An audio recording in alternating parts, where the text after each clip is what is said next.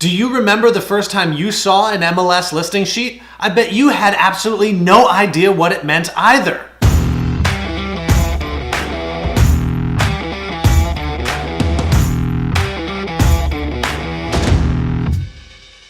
So many CMAs, otherwise known as a comparative market analysis, are simply comprised of a bunch of MLS listing sheets of active, under contract, and sold listings that you present in front of a seller and say, hey, look at this. This is why your house should be priced at this. Well, if you've never seen an MLS sheet before, first of all, you have no idea what it means. It's just a bunch of letters and numbers on a page organized in some weird fashion that doesn't even speak to other MLS systems around the country. So as a home seller, you look at this and go, yeah, I have no idea why my house should be priced at this number. Today, I want to introduce you to a visual pricing system that I've used in the past that I highly recommend to people. By no way is this a paid sponsorship for the product or saying that you have to use it, but I do want to open your mind to visual pricing and how you should be approaching these pricing conversations with your customers. Many times, real estate agents go and talk to a seller and say, this is where you should price your house. Instead of having a detailed discussion about the market,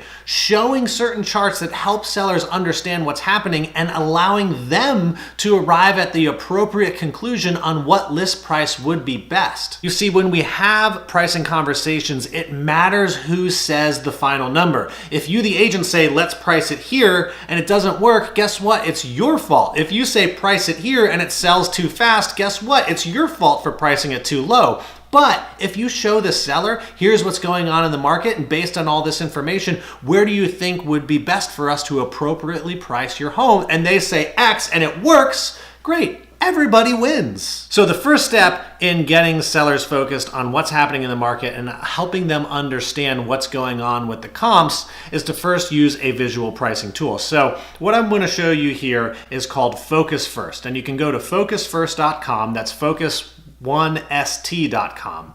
It's a great pricing tool. It's not very expensive. It's $25 a month or $250 a year. It's an Excel-based program that basically works with most, if not all, MLSs in the country. And you just put in your information and it prints out some really great charts. So with full disclosure here, Ninja Selling, which is the system that Ninja Coaching, the company that I work with, coaches, is a big endorser of this product. And I've used it. I think it's wonderful.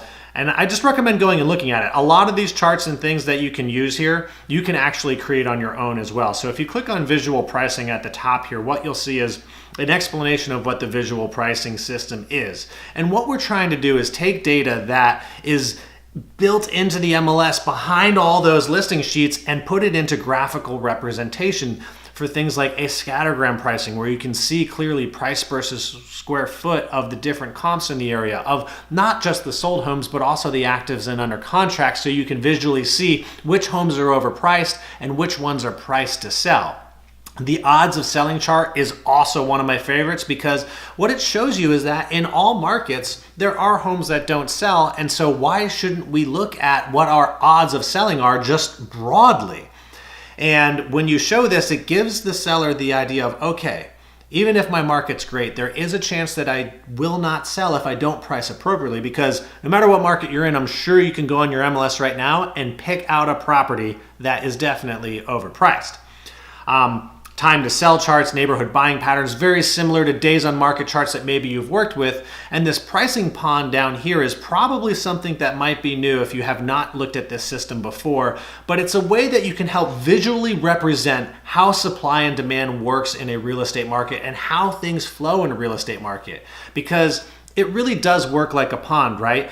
Houses that come onto the market are priced to sell or are priced appropriately will get showings, they'll go under contract, and they'll go off the market. Just like water in a pond, it comes in, rides along top, and goes out. But if you're on the market for, really much longer than 30 days or so, 30, 60 days, depending on your marketplace, you're gonna not get as many showings. You're not going to leave the pond. You're gonna be stuck in the real estate market, and you're gonna sink down into what they call the stagnant mass. So Let me show you an example. If you go to Focus First's homepage, they actually have a link that you can click right here, see a sample report. And I've pulled that sample report up here so you can kind of get a look at it. Go check it out for yourselves, but you can give an idea of what this looks like. And this is for Fort Collins, Loveland area, and they have some great appreciation charts, which are also provided through Focus First. This is data that comes directly from the FHFA.gov HPI reports. If you watched my video, which I will link down in the description about real estate reviews,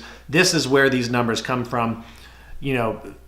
Showed really great here in this chart. And this is what the odds of selling chart looks like. Now, this is really interesting, right? 83% odds of selling your home, which means that homes are selling at a little over 2 per month with just over 1 month of supply on the market in this area here. That is incredible. That is a great, great market. But as you can see in red, there's still 3 homes that did not sell, right? So we don't want to be those 3 homes that don't sell. We want to be these 29 that definitely do, and definitely potential of these 2 that are currently under contract.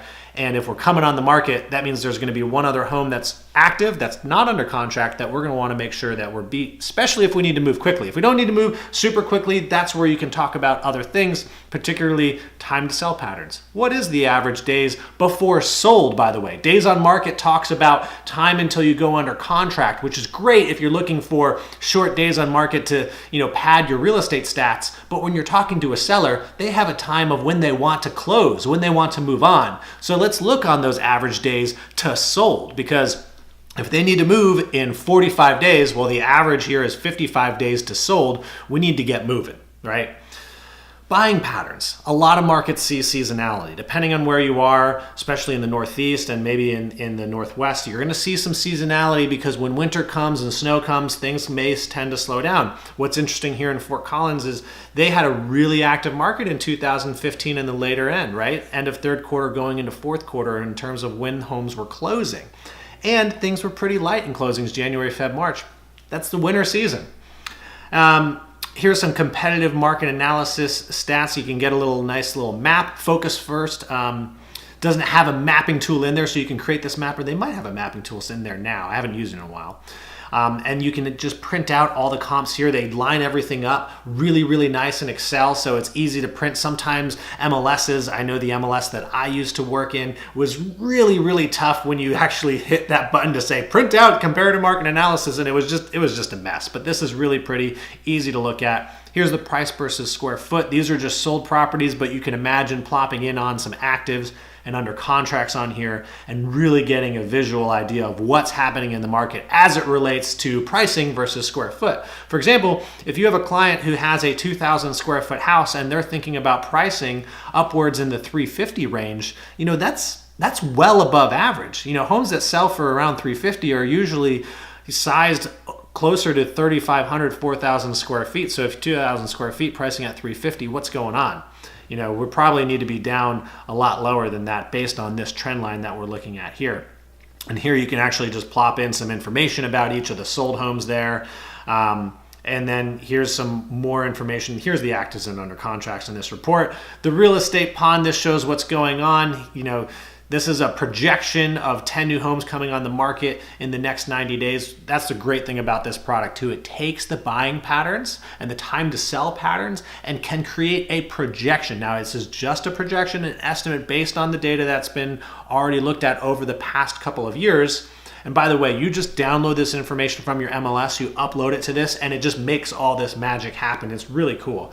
But it can project what might happen based on the seasonality. If you're looking at a similar season coming up, this is what could happen. You're thinking about going on the market? Great. Well, 10 other homes might be coming on the market in the next 90 days as well. Looks like this report was created somewhere around end of May 2016. And here's a scattergram showing some actives and under contracts. Very interesting to see what's going on here.